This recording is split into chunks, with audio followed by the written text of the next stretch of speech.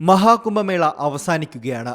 പ്രയാഗ്രാജ് കുംഭമേള നഗരിയിലേക്ക് തീർത്ഥാടകരുടെ ഒഴുക്ക് അവസാന ദിവസവുമുണ്ട്. ശിവരാത്രി ദിനത്തിൽ പ്രധാന സ്നാനത്തിനായി വിപുലമായ ഒരുക്കങ്ങൾ പൂർത്തിയാക്കിയതായി ഇതിനോടകം തന്നെ അധികൃതർ അറിയിച്ചിട്ടുണ്ട്. 63 കോടിയിലധികം പേർ ഇതുവരെ സ്നാനത്തിൽ പങ്കെടുത്തുവെന്നതാണ് UP സർക്കാർ പുറത്തുവിടുന്ന കണക്കുകൾ. എന്നാൽ തീർത്ഥാടകർക്കൊരുക്കിയ സൗകര്യങ്ങളിൽ സർക്കാർ സമ്പൂർണ്ണ വിജയം കൈവരിച്ചോ എന്നതിൽ പ്രതിപക്ഷം വിമർശനം ഉന്നയിക്കുന്നുണ്ട്. അതേസമയം വിമർശനങ്ങൾക്ക് മറുപടിയുമായി മുഖ്യമന്ത്രി യോഗി ആദിത്യനാഥും രംഗത്തെത്തി.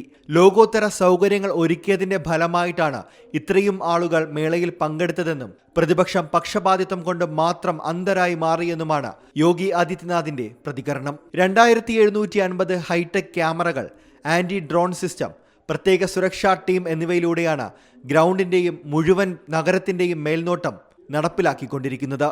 ഡ്രോണുകളിലൂടെ 24 മണിക്കൂറും വ്യോമനിരീക്ഷണം നടത്തുന്നതായും senior police superintendent Rajesh Dwivedi നേരത്തെ വിശദമാക്കിയിരുന്നു.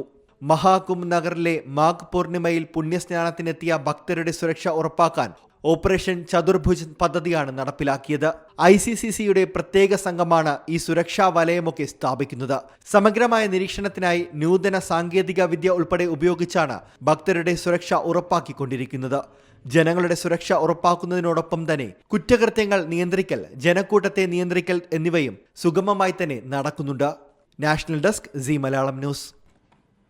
ഏറ്റവും പുതിയ വാർത്തകളും വിശേഷങ്ങളും വിരൽ തുമ്പിലറിയാൻ സി മലയാളം ന്യൂസ് എല്ലാ ഡിജിറ്റൽ പ്ലാറ്റ്ഫോമുകളിലും ലഭ്യം.